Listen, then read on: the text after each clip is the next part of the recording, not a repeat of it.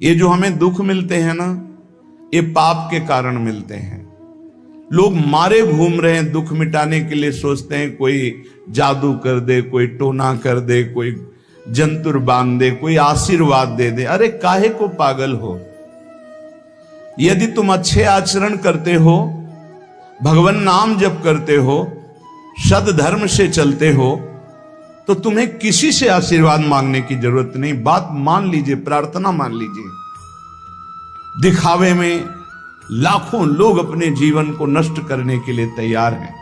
ये माया का ही तो दिखावा है, जिसमें जन्म के जन्म हमारे नष्ट होते जा रहे हैं।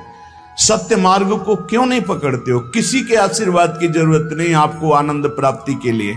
आप आनंद के बच्चा हो, आनंद स्वरूप हो। जिनसे आशीर्वाद मांगते हो उनके अंदर जो आत्म तत्व बैठा है वो तुम्हारे अंदर बैठा है। वही संपूर्ण आनंद लिए तुम्हारे अंदर बैठा है। तुम्हें किसी से गिगियाने की जरूरत नहीं। बस तुम अपने स्वरूप को नहीं पहचान पा रहे हो, अपनी शक्ति को जागृत नहीं कर पा रहे हो, इसलिए तुम दौड़े घूम रहे हो। भागने की जरूरत नहीं है। सत्संग सुनो, उसे अपने आचरण में उतारो।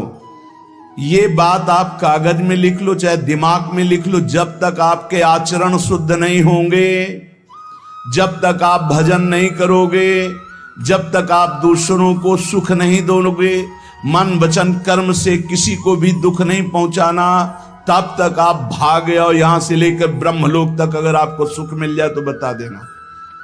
आ ब्रह्म भुवनान लोकान पुनरावर्तिनो, अर्जुन यहां सुख मिलने वाला है।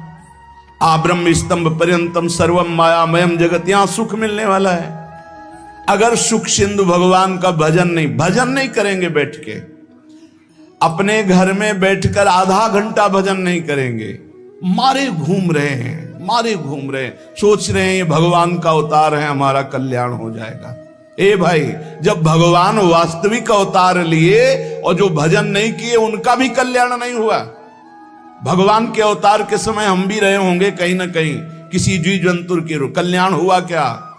अब भजन करोगे तो कल्याण हो जाएगा। हमारी बात मान लो। बार बार आपको कभी कड़वे शब्दों में, कभी मीठे शब्दों में बताते हैं, ए भाई, बचपन से भगवान के मार्ग में लगे हुए हैं, हमको अपना कर्म भोगना पड़ रहा है। जो शरीर रचना के समय रचा गया था, वो सुखद या दुखद कर्म भोगना पड़ा। तो रामकृष्ण परमहंस जी के कैंसर था, भाई जी हनुमान प्रसाद पोद्दार जी के उदर में कैंसर था, बड़े बड़े महापुरुषों को भोगना पड़ा। तो प्रारब्ध को भोग लो। ये भोगने की सामर्थ्य नाम जप से आ जाएगी, और नाम जप करके जन्म मरण के चक्र से मुक्त हो जाओ। मान लो मेरी बात। क्या वृंदावन की परम पावन रज से बढ़कर त्रिभुवन में कोई रज है? इस रज में बैठकर तुम्हें आनंद नहीं मिल रहा तो कहां मिलेगा तुम्हें? क्या भगवान नाम से बढ़कर कोई अमोघ शक्ति है जो भगवान को अधीन कर सके? सुमिर पवन सुत पावन नामू, अपने बस कर राखे रामू। लेकिन समझ में नहीं आता। ये जीव सोचता है कोई तपस्वी, कोई सिद्ध से हमारे दुख दूर हो जाएं। नहीं, भगवान के वचन सुन लीजिए। दैवी हेषा गुणमयी मम माया दुरत्तया, मामेव ये प्रपद्यन्ते माया में ताम तरन्ति ते। ये गुणमयी माया को पार करना बहुत कठिन है। एकमात्र उपाय है, मेरी शरण में आ जाओ। हरि शरणम श्री कृष्ण शरणम मम। जब तक प्रभु की शरण में नहीं, तब तक माया मुक्त। पर समझ में नहीं आता। लोगों को ऐसा लगता है मैं जाऊंगा, आशीर्वाद मिलेगा, मैं सिद्ध हो जाऊंगा, सब दुख नष्ट हो जाएंगे। आप समझो, हमारी प्रार्थना को समझो। हम अंदर से पीड़ित होके बोल रहे हैं, आप लोग समझते नहीं हो। भगवान का भजन किए बिना कहीं भी भाग के चले जाओ, आपको शांति नहीं मिलेगी प्यारे। और घर में बैठकर यदि भजन करोगे तो घर तीर्थ हो जाएगा। घर में भगवान पधारेंगे, आप आनंदित हो जाओगे। संत संग का फल होता है भागना, मिट जाना। सत्संगत संस्कृति कर अंता, ये जो जन्म मरण का भागना, ये मिट जाएगा। ये छोटे मोटे भागने से, शब्द सुना, मनन किया, आचरण में लग गए। कभी महीना 2 महीना में अगर संयोग बना तो हम बैठ के सत्संग सुन रहे हैं, नहीं तो हमारे पास यंत्र है, हम रोज उससे नवीन उत्साह प्राप्त करें भगवत मार्ग में चलने का। जब मिले तब दर्शन कर लिए, नहीं तो हम उनकी आज्ञा पर चल रहे हैं, तो हमारा सदैव सानिध्य है। भागने की जरूरत नहीं। नहीं भाई नहीं, थोड़ा चैन लो, थोड़ा शांति लो, भागने की जरूरत नहीं है। अंदर से भगवान को सुमिरन करने की जरूरत है। थोड़ा संयम में आओ। जिसको देखो मनमानी आचरण कर रहा है, सोचता है कोई संत महात्मा आशीर्वाद दे देंगे, तो तुम्हें संत महात्मा मिलेंगे ही नहीं। तुम करोगे पापाचरण तो संत महात्माओं का सानिध्य ही नहीं मिलेगा। पापवंत कर सहज स्वभाव, भजन मूर्ति भावन काऊ, जो पे दुष्ट हृदय सोई होई, मोरे सन्मुख आओ की सोई। अच्छे आचरण करो, घर बैठे महात्मा मिल जाएंगे, कोई आ जाएंगे ऐसे तुम्हें कृतार्थ कर जाएंगे। कहीं तुम भेज दिए जाओगे जिनके वचन से तुम कृतार्थ हो जाओगे। हमारी प्रार्थना को मानिए, अपने इस अमूल्य मानव जीवन को कूड़ा करकट की तरह मत नष्ट कीजिए। श्रीपाद कह रहे, नेत्रे उत्पाटित सपदि स्त्री क्षणे लालसा चेत।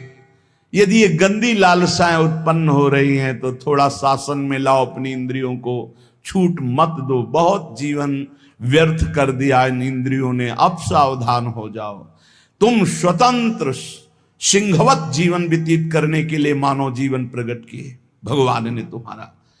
तुम इंद्रियों के गुलाम होकर, मन के गुलाम होकर, भोगों के गुलाम होकर के जीने के लिए नहीं आए हो मनुष्य देह में। देवता तरसते हैं इस मानव देह के लिए। क्यों? क्योंकि साधन धाम मोक्ष कर द्वारा, इसे साधना करके हम जीवन मुक्त महापुरुष हो सकते हैं। लेकिन नहीं, बस कोई ऐसा कुछ कर दे जिससे हमारा पति बन जाए, कोई ऐसा कर दे कि हम स्वस्थ हों, खूब भोग भोगें, कोई ऐसा कर दे सारी झंझटें मिट जाएं। अरे औरों की तो बात जाने दो, भगवान जिनके घर में अवतरित हुए आप वहां दृष्टि डालिए। इतने बड़े भजनानंदी महात्मा वसुदेव और देवकी कंस कारागार में बंद किए हुए भगवान पधार रहे हैं, हथकड़ी बेड़ियों से जकड़े हुए। आप विचार कीजिए, भगवान की सिवा तुम्हें कोई बंधन मुक्त नहीं कर सकता। और सब तरंगे हैं, भगवान भगवान है, हमारी बात को समझ लो। भगवान भगवान है, भगवान के भाव में डूब करके सब भगवत स्वरूप हैं। तरंग में वायु विकार है, वायु विकार हटा तो समुद्र ही है। पर इतना भेद है कि समुद्र करोड़ों अनंत तरंगे प्रकट कर सकता है, लेकिन एक तरंग समुद्र नहीं प्रकट कर सकती। ऐसे ही जितने महापुरुष हैं, जितने सिद्ध महापुरुष हुए, भक्त हो चाहे ज्ञानी हो चाहे योगी हो, वो माया विकार को नष्ट करके ब्रह्म रूप में लीन हो गए, तो ब्रह्म स्वरूप वो भी हो गए। ब्रह्मविद ब्रह्म ही भवति। लेकिन ब्रह्म तो ब्रह्म है, जिसने एक संकल्प मात्र से अनंत सृष्टि का सृजन कर दिया, उसकी समानता करने वाला त्रिभुवन में कोई नहीं। तो उन्हीं भगवान की, चाहे निराकार मानो, साकार मानो, सगुण मानो, निर्गुण मानो, उन्हीं भगवान की शरण में जाने के लिए सब संत महात्मा, और जो भगवान की शरण से अलग करके अपने को भगवान माने, तो हमें लगता है फिर बचना चाहिए ऐसे भगवानों से, जो अपने वचन से, अपने आचरण से, अपनी हृदय की भावनाओं से जीवों के माया जनित आकर्षण को नष्ट करके श्री भगवान से प्रीति करावे। उसे संत कहते हैं, उसे ब्रह्मर्षि कहते हैं, उसे महात्मा कहते हैं, उसे भक्त कहते हैं। शास्त्र उठा के देख लो, ब्रह्म स्वरूप हो गए हैं। दूसरों ने अनुभव किया कि साक्षात ब्रह्म है, लेकिन वो जब बोले तो अपने को ब्रह्म नहीं बोले। गोस्वामी तुलसीदास जी साक्षात भगवान के स्वरूप हो चुके। वो क्या कह रहे हैं? जो मैं अपने अवगुण कहूं, बाढ़े कथा पार नहीं लहूं, ताते मैं कछु अलप बखाने, थोड़े महू समुझे सयाने। कह रहे मैं अपने अवगुणों की यदि कथा कहूं तो ग्रंथ भर जाएगा। थोड़े बता दिए हैं कि मैं अवगुणी हूं, इसमें जो विवेकी जन हैं वो समझ पाएंगे मेरी बात को। क्या समझ पाएंगे? कि भगवान की शरण में जाने से जीव भगवत स्वरूप हो जाता है। गोस्वामी जी भगवत स्वरूप है, सामने भगवान बैठे हुए सबरी माता का स्तवन कर रहे हैं नवधा भक्ति के द्वारा। और सबरी जी ऐसा कह रहे, अधम ते अधम अधम अति नारी, तिनमा मैं मति मंद अघारी। ये है महापुरुष, भगवान के चरणारविंद की नाम की लीला कथा की वृत्ति हृदय में जिनके संग से जागृत हो, वही सत्संग है। हम लोग बड़े बावरे हैं, अरे तरंग कभी समुद्र प्रकट कर सकती है? सब तरंगे हैं, वायु विकार हटा समुद्र हो गई, मुझे कोई इस पे संशय नहीं। बूंद अलग है तो बूंद है, और समुद्र में गिर गई तो समुद्र है, लेकिन बूंद समुद्र नहीं प्रकट कर सकती। ऐसी करोड़ों अनंत बूंदे समुद्र से, लहरों से ऐसे उठती रहती है, उनका नाम भगवान है, जिनसे अनंत महात्मा, अनंत ब्रह्म ऋषि, अनंत ब्रह्मांड सृजन, उन भगवान की शरण में जाने से इस माया से मुक्ति होती है। साहब समझ नहीं पा रहे। अरे जिनका नाम जप कर, जिनका चिंतन करके, जिनके आश्रय से जीव ब्रह्ममय हो जाता है, भगवत स्वरूप हो जाता है, वही तुम्हें करना है। यही सत्संग से प्राप्त होता है। अगर ये ना प्राप्त हो तो सत्संग नहीं है, वो कहीं ना कहीं घुमा करके हमको भटकाया जा रहा है। भगवान भगवान है, वही सबके हृदय में है। जो हृदयस्थ भगवान में तन्मय हो गया, उसमें और भगवान में अंतर नहीं, बिल्कुल मुझे संशय नहीं।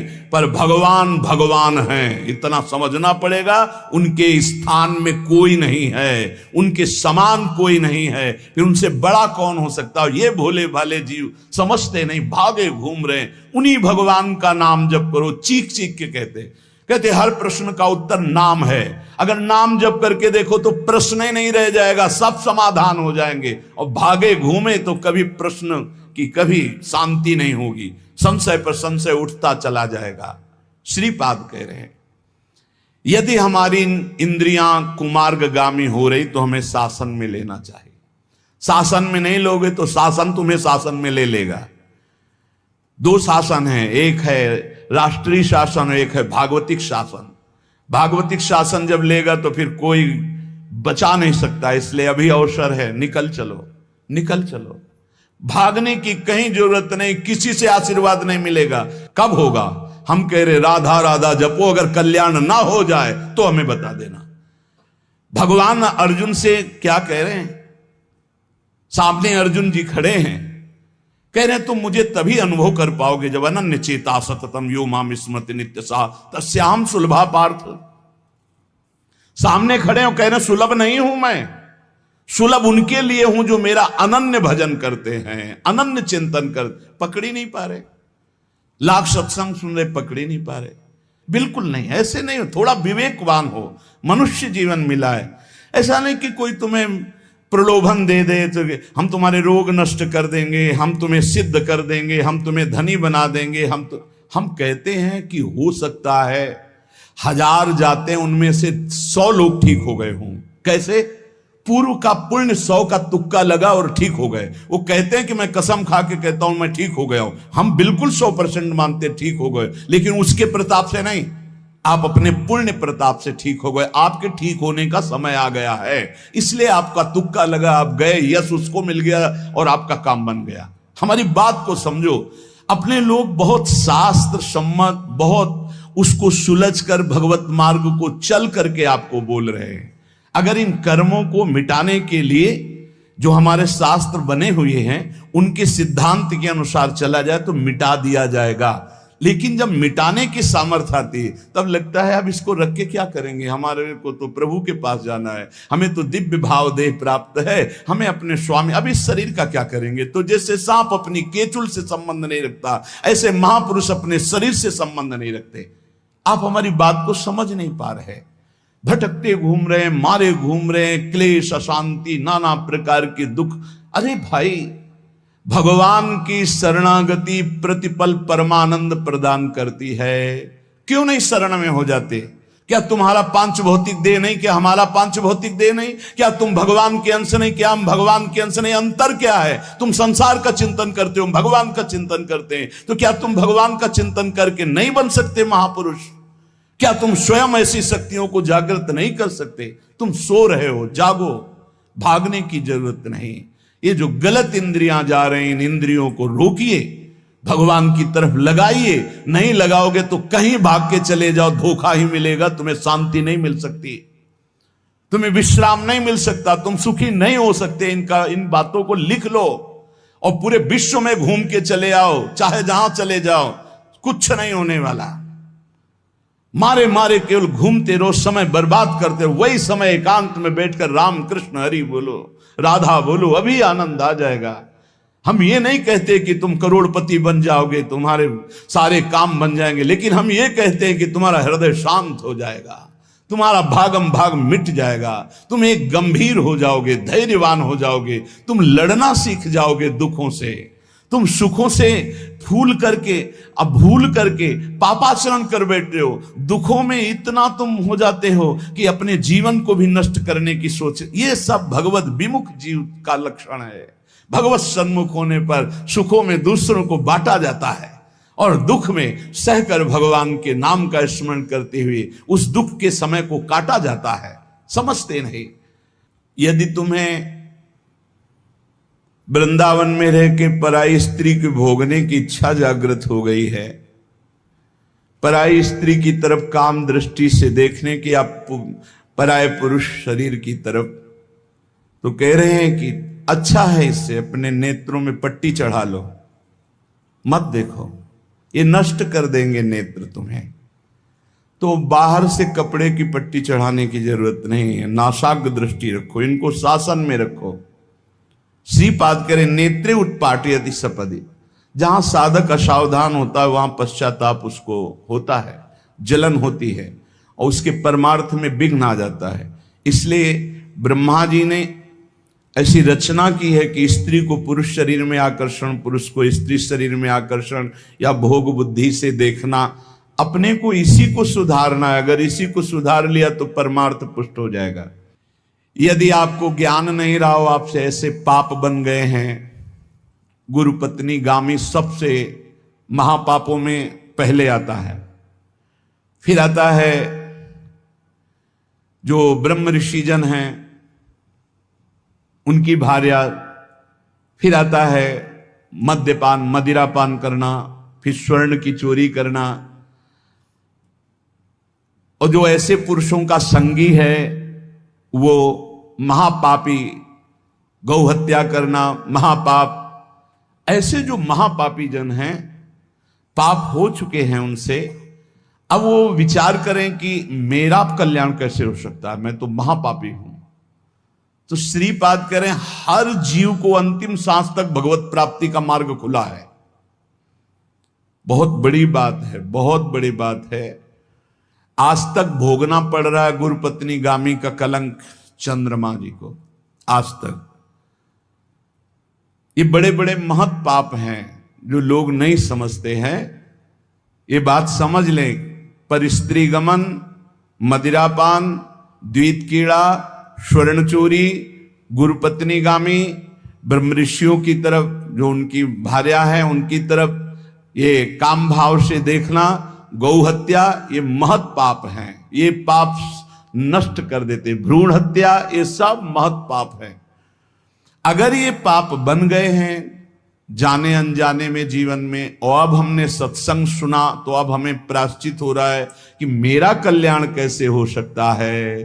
तो श्रीपाद कह रहे, एक बार हृदय से जलन पैदा करो कि मेरे से बहुत गलती हो गई, और श्रीधाम वृंदावन आ जाओ। वृंदावन की परिक्रमा करो, रज में लोटो, रसिकों का संग करो। ये नियम ले लो कि अब जीवन में कभी पाप नहीं करेंगे, और नाम जपना शुरू कर दो। तो कह रहे हैं निश्चय सुनिर्वाही महाधार्मिका, निश्चित वो धार्मिक हो जाएगा, उसके सारे पाप नष्ट हो जाएंगे और भगवत प्राप्ति कर लेगा इसी जन्म में। भगवत प्राप्ति आखिरी सांस तक हो सकती है। आखिरी सांस में बोला राधा राम कृष्ण हरि, बिल्कुल भगवत प्राप्ति हो जाएगी। विश्वास कर लो इस बात पे। इसलिए कोई भी कभी निराश न हो कि मुझे भगवत प्राप्ति नहीं हो सकती, मेरा कल्याण नहीं हो सकता। इस श्लोक में श्रीपाद ने बताया, यदि ऐसे महापाप किए हुए हो तो श्रीधाम वृंदावन आ जाओ। धाम है भगवान का, निज धाम है। जो बड़े बड़े तीर्थों के अवगाहन से पाप नष्ट नहीं होते, जो कि महापाप कहलाते हैं, वो धाम में रज में लौटने से, परिक्रमा करने से, नाम कीर्तन करने से, सत्संग सुनकर सतमार्ग में चलने से। कह रहे हैं निश्चय सुनिर्वाही महाधार्मिका, निश्चय उसके सारे पाप नष्ट हो जाएंगे और धार्मिक ही नहीं महाधार्मिक हो जाएगा। यदि ऐसा पुरुष है, ऊपर के श्लोक में जो बताया महापापी, अब कह रहे हैं अगर ऐसा पुरुष है कि कभी धर्म की चर्चा ही नहीं सुनी। जो सदैव अधर्म में ही ग्रस्त रहा है और इतना नीच है कि पापी लोग भी उसकी निंदा करते हैं। कुछ पाप ऐसे होते हैं जिनकी पापी लोग भी निंदा करते हैं। जैसे जेल कोई जाता है, हमें बताया गया है, तो उनमें कैदी लोग पूछते हैं क्या करके आया है, वो बताया गया कि भाई ये राष्ट्र रक्षा के लिए ऐसा ऐसा किया, पर अधिकार नहीं था, तो अनाधिकार चेष्टा में इसने अपने समाज की रक्षा के लिए ऐसे ऐसे किसी ऐसे उपद्रवी को मारा। तो हाथ मिलाते हैं उसको सम। ये काहे क्या है? बोले अपनी बेटी के साथ ऐसा गंदा आचरण कर। तो बोले वहां के कैदी भी गुस्सा होकर उस पर दृष्टि रखते हैं, उसे घृणित दृष्टि से देखते हैं। तो यहां कह रहे हैं जो धर्म की वार्ता नहीं जानता, अधर्म से ग्रसित रहा है, और नीच पुरुष पापी लोग भी उस पर क्रोध दृष्टि से देखते हैं कि बहुत ही नीच है ये,